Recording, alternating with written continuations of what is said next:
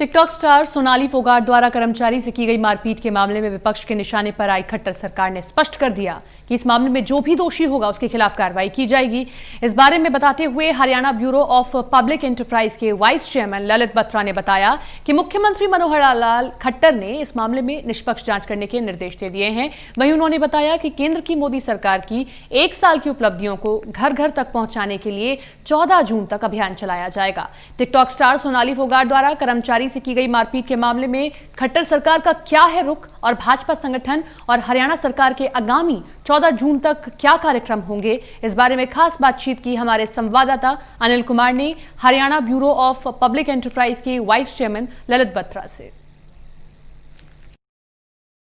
संगठन और हरियाणा सरकार के आगामी क्या कार्यक्रम रहेंगे, इस समय मेरे साथ हैं हरियाणा ब्यूरो पब्लिक एंटरप्राइजेज के वाइस चेयरमैन ललित बत्रा। इनसे जानते हैं। जी बत्रा। देखिए, भारतीय जनता पार्टी ने आगामी 7 तारीख से लेकर के 14 तारीख तक एक पखवाड़ा, जो हमारी भारतीय जनता पार्टी की सरकार जब से केंद्र में बनी है उसकी उपलब्धियों के बारे में जाकर के कार्यकर्ताओं को, लोगों को जानकारी देना कि हमारी सरकार के इस कार्यकाल में क्या क्या काम हुए। हम इसको 2 तरह से हम देख सकते हैं। पहला, जो कोरोना से पहले का समय है और एक कोरोना के बाद का समय। हमारी जब से भारतीय जनता पार्टी की केंद्र में सरकार बनी है तो ऐतिहासिक फैसले जो कि 60 साल के शासनकाल में कांग्रेस जिसको नहीं कर सकी, और कभी हम सपना देखा करते थे जब से जनसंघ बना है। हमारे डॉक्टर श्यामा प्रसाद मुखर्जी ने एक सपना देखा था जब से जनसंघ बनी, पंडित दीनदयाल उपाध्याय ने एक सपना देखा था कि कब धारा 370 हमारी कश्मीर से हटेगी। और ये ऐतिहासिक फैसला करके मोदी जी ने जो है पार्टी को, जो एक पार्टी की बेसिक सोच थी, उसको पूरा करने का काम यदि किसी ने किया है तो हमारी भारतीय जनता पार्टी की सरकार ने किया, धारा 370 और 35A को हटाने के बाद। दूसरा जो हमारा विषय है वो विषय है कि 3 तलाक का। मुस्लिम बहनों के साथ जिस प्रकार का अन्याय इतने सालों से हो रहा था कि कोई भी व्यक्ति खड़ा होकर के एक बार 3 तलाक बोला और उसको जो है छोड़ दिया करता था, पर हमारी सरकार ने 3 तलाक का बिल पास करके जो एक मुस्लिम महिलाओं को, मुस्लिम बहनों को जो एक फ़ायदा देने का काम किया है, ये हमारी भारतीय जनता पार्टी की सरकार के समय में हुआ है। तीसरा जो एक बहुत बड़ा काम जो कि कब से पेंडिंग पड़ा था, लोग कहा करते थे कि भाई राम मंदिर कब बनेगा। राम मंदिर बनाने का मार्ग जो हुआ है वो भी भारतीय जनता पार्टी के इस 1 साल के अंदर इसका रास्ता प्रशस्त हुआ है। तो हमें बड़ी खुशी है कि जो हमने सपना 3 साल जो पूरे जीवन में हमने देखा था, इस 1 साल की उपलब्धियों के अंदर दूसरा एक सबसे बड़ा काम जो किया है, करतारपुर कॉरिडोर को बनाने का काम। यानी मोदी जी ने जो हमारे लंबित फैसले पड़े थे बहुत समय के, उन सबको काम करने का पूरा जो है उन्होंने प्रयास किया है। तीसरी एक बात जो है कि भाई जो एक विदेशों के अंदर एक जो साख बढ़ाने का काम किया है, इसको यदि हम देखें कोरोना की दृष्टि से, कोरोना आने के बाद से 120 देशों में जीवन बचाने की दवाई भेज करके, और जो मोदी जी ने एक अपना रिकॉर्ड कायम किया है कि किस प्रकार से भारत को, जो एक शुरू से हमने एक सीख ली है, वसुधैव कुटुंबकम, यानी पूरा विश्व हमारा घर है, पूरा विश्व हमारा परिवार है, उसको साकार करने का काम यदि किसी ने किया है तो मोदी जी ने 120 देशों के अंदर दवाइयां भेज करके अपनी साख और भारतीय जनता पार्टी की साख को बनाने का काम जो किया है वो मोदी जी की सरकार में इस साल में हुआ। बत्रा जी, जिस तरह भी आपने बताया कि केंद्र की मोदी सरकार की जो उपलब्धियां रही हैं और इसके साथ साथ हरियाणा सरकार की क्या उपलब्धियां रही हैं। देखिए, हरियाणा सरकार में कोरोना समय में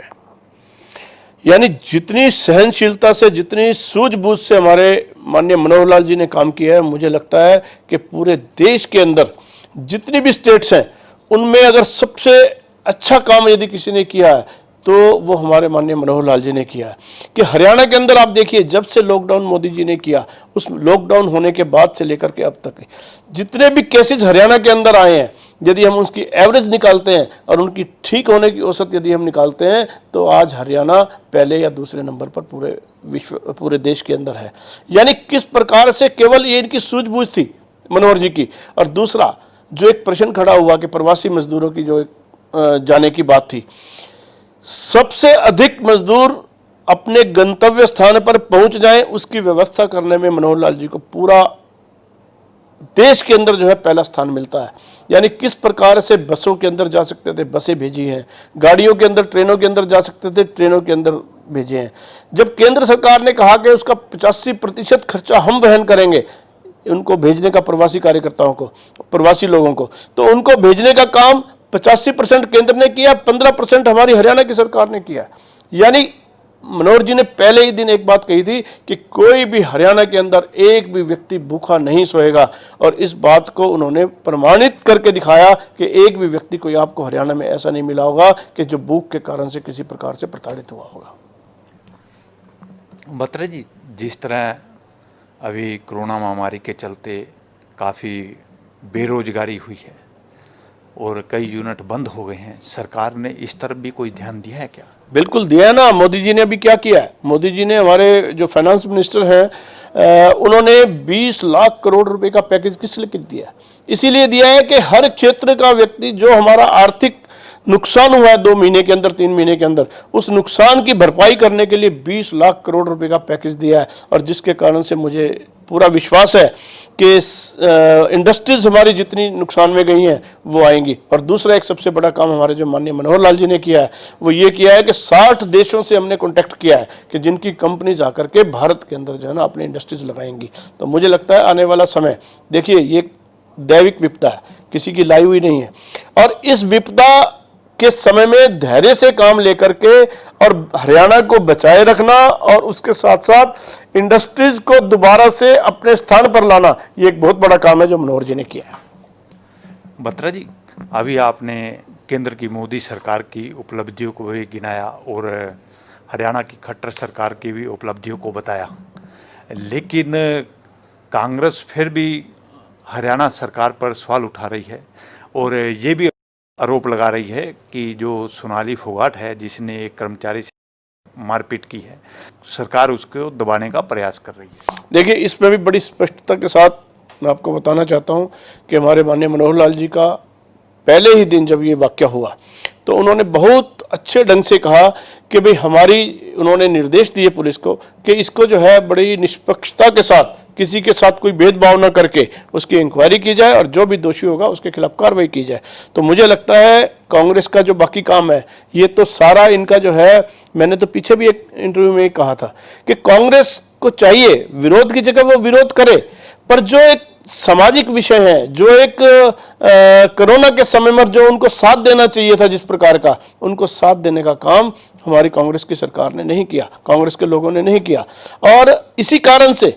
जो एक 60 साल का बीज उन्होंने बोया था, वो सारे बीज इस बार काटने का यदि केंद्र की सरकार को मौका मिला है तो इस वर्ष के अंदर उन्होंने ऐसा काम किया। बत्रा जी, आपने कहा कि मुख्यमंत्री ने स्पष्ट कर दिया है कि इस मामले की निष्पक्ष जांच होगी, तो फिर खाप पंचायत क्यों हरियाणा महिला आयोग की कार्यप्रणाली पर सवाल उठा रही है? देखिए, अब लोकतंत्र का जमाना है, कोई भी कुछ भी कह सकता है, पर हमारा माइंड और हमारे मुख्यमंत्री की बिल्कुल स्पष्ट नीति है, उसमें कहीं दो राय नहीं है। ये थे मेरे साथ हरियाणा ब्यूरो पब्लिक एंटरप्राइजेज के वाइस चेयरमैन ललित बत्रा। इन्होंने कहा है कि केंद्र की मोदी सरकार और प्रदेश की खट्टर सरकार की उपलब्धियों को घर घर तक पहुंचाया जाएगा। वहीं इन्होंने स्पष्ट कर दिया है, सोनाली फोगाट द्वारा कर्मचारी से की गई मारपीट के मामले में निष्पक्ष जांच होगी। Anil Kumar, total news, Chandigarh.